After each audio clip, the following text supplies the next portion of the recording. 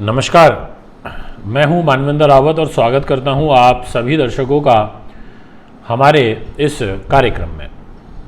आज मैं आपको जानकारी दूंगा कि जैसा प्रीवियस एपिसोड पार्ट 1 में हमने आपको बताया था कि सूर्य का मिथुन लगन में पहले 6 भावों में फल, कि अगर सूर्य फर्स्ट हाउस में बैठा है मिथुन लगन के अंदर तो क्या फल देगा, सेकंड हाउस में क्या देगा, ऐसे धीरे धीरे क्रम को बढ़ाते हुए हमने 6 भाव कंप्लीट करे और अब बचे हैं हमारे बाकी के 6 भाव।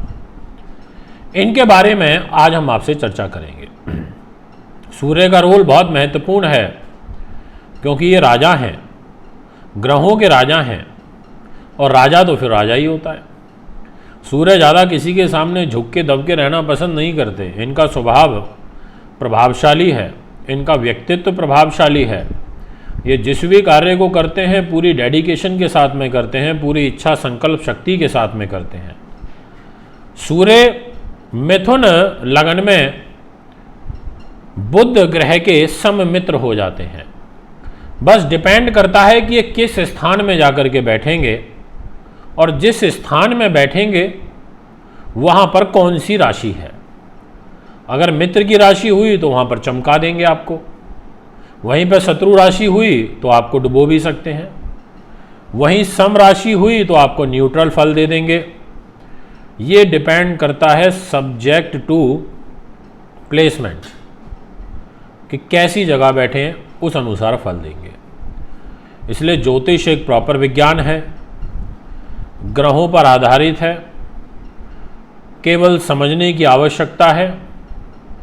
जो ज़्यादा गहराई के साथ में शोधकर्ता आपको फल बताएगा तो आप उसको अपने दैनिक जीवन में उतार के देख सकते हैं, काफ़ी हद तक आप सटीक पाएंगे।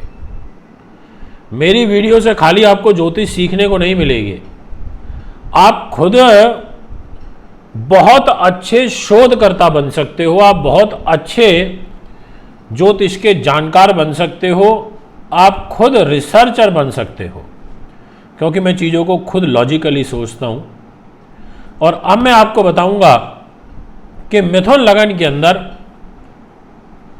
सूर्य ग्रह, राजा ग्रह यदि सप्तम भाव में बैठता है तो ये क्या करेगा। अब सप्तम भाव होता है दाम्पत्य जीवन का, सप्तम भाव होता है व्यापारिक संबंध का, सप्तम भाव दैनिक इनकम का भी होता है। सप्तम भाव आपके प्रत्यक्ष हुए अप्रत्यक्ष रूप से जो शत्रु हैं उनका भी होता है। सप्तम भाव हमारे प्रेम संबंधों को भी रिप्रेजेंट करता है, बहुत सारी चीज़ों को रिप्रेजेंट करता है। तो जैसा आप एक डिस्प्ले में कुंडली में देख रहे हैं अभी कि जहां पर 5 नंबर लिखा है वो है सिंह राशि और वो स्थान है तीसरा, और उस तृतीय स्थान के स्वामी सूर्य ग्रह आपके सप्तम भाव में आकर के बैठ गए, जहां आप विवाह का लिखा देख रहे हैं, जहां पर आप देख रहे हैं 9 नंबर लिखा हुआ, यानी कि धनु राशि में सप्तम भाव पर बैठे। डिपार्टमेंट क्या है? छोटे भाई बहन का। तीसरा स्थान आपके गले का, तीसरा स्थान आपके मित्र बंधु का, साहस पराक्रम शौर्य का, गायन का। इस स्थान को लेकर के सूर्यदेव सप्तम भाव में आ गए और मिथुन लगन है। ऐसी स्थिति में आपको ये बड़ा महत्वपूर्ण फल दे देंगे। ऐसी स्थिति में इनका यहाँ रहना सप्तम भाव पर आपको मध्यम शरीर ये दे देंगे, आपको स्वाभिमानी बना देंगे, आपको धार्मिक बना देंगे, आपको परोपकारी बना देंगे, आपको साझेदार से लाभ प्राप्त होगा और यहां पर एक बड़ा अच्छा उत्तम फल आपको दे देंगे। और यदि जिस घर में ये आकर के बैठे हैं सप्तम भाव में धनु राशि में, ये धनु राशि गुरु की होती है, और यदि ये गुरु भी आपका शुभ स्थिति में हुआ तो आपको अच्छा स्त्री का सुख दे देंगे और आपको व्यवसाय के द्वारा काफ़ी अच्छा समुचित लाभ भी प्राप्त हो जाएगा। ऐसा एक फल भी ये आपको यहाँ पर फल ये आपको दे देंगे। और एक बात और बताऊं, वो ये कि विवाह के बाद आपका भाग्योदय होगा धन के रूप में, यानी कि धन लाभ के अवसर आपको विवाह के उपरांत प्राप्त होंगे।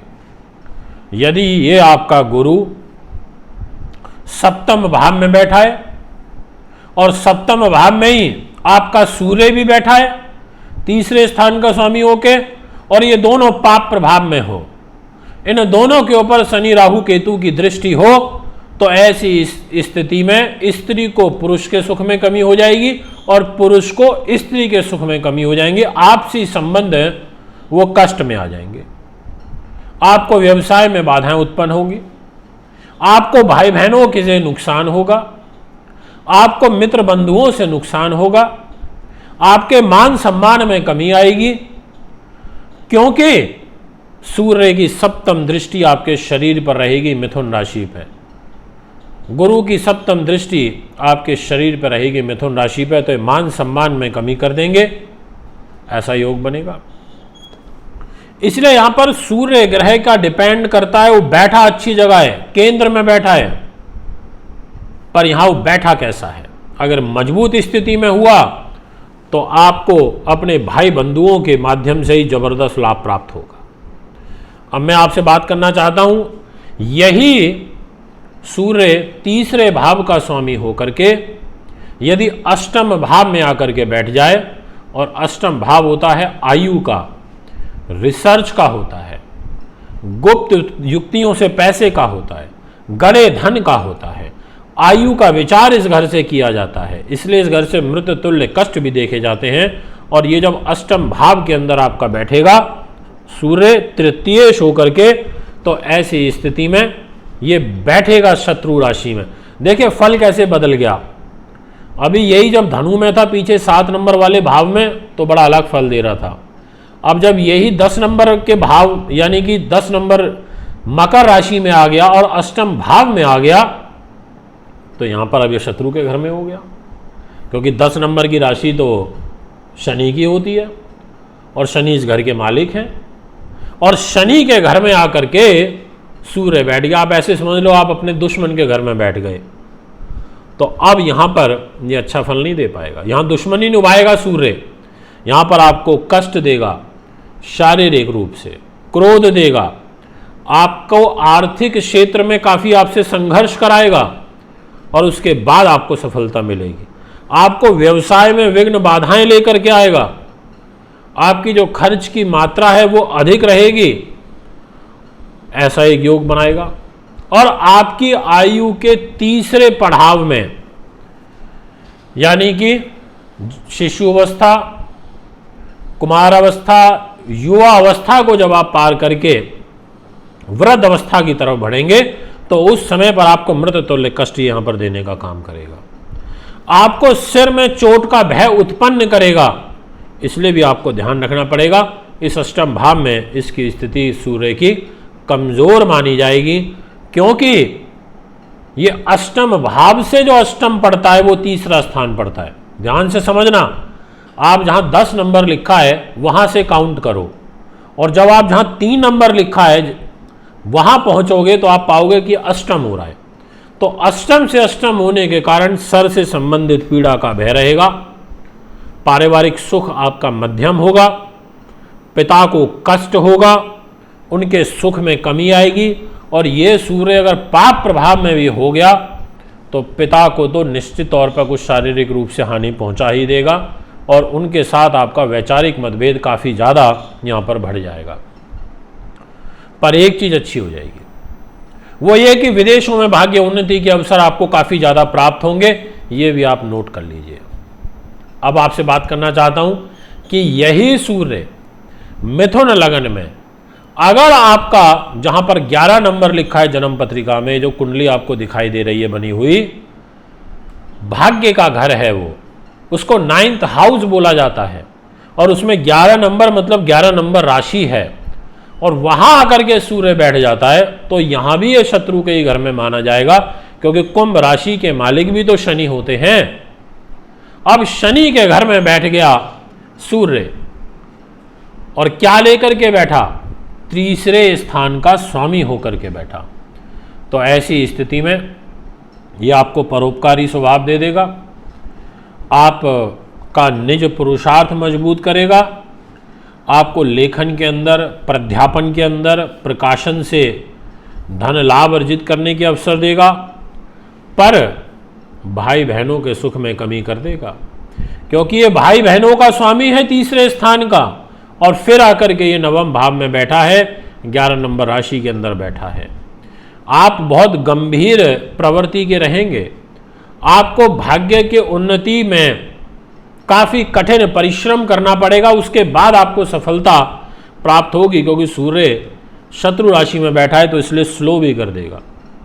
पर अच्छी बात यह है, आप इच्छुक हैं विदेशों से संबंधित कार्य के लिए, तो आपको विदेशों से अच्छा खासा लाभ प्राप्त होगा, ऐसा भी आपकी पत्री कहती है। ऐसे जो जातक होते हैं दूसरों के धन से लाभ अर्जित करते हैं, लाभान्वित होते हैं, ऐसा भी योग बनेगा। पर पिता के लिए ये अच्छा नहीं रहेगा, क्योंकि नवम भाव से पिता का सुख भी देते हैं, पिता के घर में बैठा है, तो पिता के साथ आपके जो मतभेद हैं उनको काफ़ी ज़्यादा बढ़ा देगा। इस बात का आपको विशेष रूप से ध्यान रखना होगा। अब मैं आपसे बात करना चाहता हूं कि यदि यही सूर्य आपका जहां पर 12 नंबर लिखा है, यानी कि वो घर है कर्म का, कर्म भाव बोला जाता है उसको, 10th हाउस बोला जाता है, और वहां लिखा है 12, यानी कि सूर्य 12 नंबर राशि में आकर के बैठ गया, मीन राशि में आकर के बैठ गया, गुरु की राशि में आकर के बैठ गया। गुरु की राशि है ये मीन। अब यहाँ तो मित्र के घर में बैठ गया, और इस मित्र के घर में बैठ गया, और ये 10th भाव का कारक भी होता है सूर्य।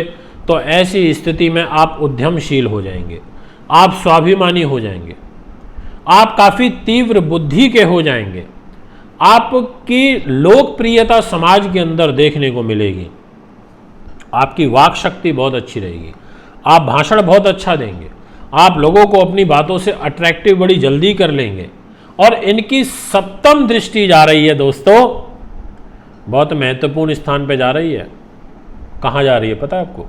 सुख साधन के घर में, प्रॉपर्टी के घर में, जमीन जायदाद के घर में।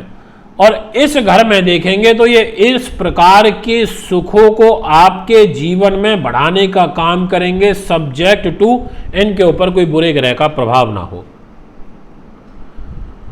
आपको आपके पिता के माध्यम से आपको लाभ प्राप्त होगा, आपके माध्यम से आपके पिता को लाभ प्राप्त होगा, आपके व्यवसाय में आपको काफ़ी लाभ प्राप्त होगा। और अगर ऐसी स्थिति में आपका जो शुक्र है वो उच्च का हुआ तो फिर तो कहना ही क्या। अब आप सोच रहे होंगे शुक्र कहाँ से आ गया यहाँ पर उच्च का, क्योंकि जिस 12 नंबर में सूर्य बैठे हैं वो 12 नंबर राशि जो होती है इसमें शुक्र उच्च के हो जाते हैं, और यहाँ इनके उच्च होते ही उच्च विद्या प्राप्ति का योग बन जाएगा। व्यवसाय में और जबरदस्त आपको राजनीतिक सफलता मिलेगी, आपको राजनीति में आगे बढ़ने से कोई नहीं रोक सकता, चुनाव लड़ने से आपको कोई नहीं रोक सकता, आप एकदम आगे बढ़ते हुए चले जाएंगे। अब आपसे बात करना चाहता हूं, यही सूर्य अगर आपका 11 नंबर के भाव में बैठा है, अर्थात जहां 1 नंबर लिखा है वो 1 नंबर है राशि जिसको बोलते हैं मेष, और वो घर है लाभ का, 11th हाउस इसको बोला जाता है। यहां पर सूर्य ग्रह बैठेगा ना मित्रों, तो ये मित्र राशि में बैठेगा। और ज्योतिष का एक नियम है, और वो नियम यह है कि अगर लाभ स्थान में कोई ग्रह बैठता है तो लाभ बहुत अच्छा देता है। और यहां पर तो सूर्य उच्च के हो जाएंगे, क्योंकि मेष राशि में उच्च के होते हैं, तुला में ये नीच के होते हैं। तो सूर्य का उच्च होना, लाभ स्थान में उच्च के होना, ये बहुत बढ़िया है। यहां फिर आपको आएंगे मजे। यहां एक तो आपकी पर्सनैलिटी बहुत अच्छी रहेगी, आपको नेत्र रोग से आप मुक्त रहेंगे, आपका प्रभावशाली व्यक्तित्व रहेगा, आपको गायन से संगीत से लाभ मिलेगा, आप साहसिक हो जाओगे, आप परिश्रमी हो जाओगे, आपको भाई बहनों का सुख प्राप्त होगा, मकान का सुख प्राप्त होगा, आपके बड़े भाई बहनों से संबंध अच्छे रहेंगे, उच्च स्तरीय लोगों से आपके संपर्क बनेंगे, उच्च अधिकारी आप हो जाएंगे, आपको व्यावसायिक सफलता प्राप्त होगी, और आप नाना प्रकार की जो विद्याएं होती हैं अलग अलग, उसमें आप निपुण हो जाएंगे। जैसे यंत्र, मंत्र, तंत्र, ज्योतिष, गुण विषय, रिसर्च, डॉक्टरी, ऐसे सब पेशों में आपकी विशेष अभिरुचि रहेगी। आप बहुत अच्छी गहराई के साथ चीज़ों को सोचोगे। और एक बात बताऊं, अगर गुरु शुक्र की युति भी बन गई तो आपको अकस्मात मोटा पैसा आने से कोई ताकत नहीं रोक सकती है। युति का मतलब होता है साथ बैठना।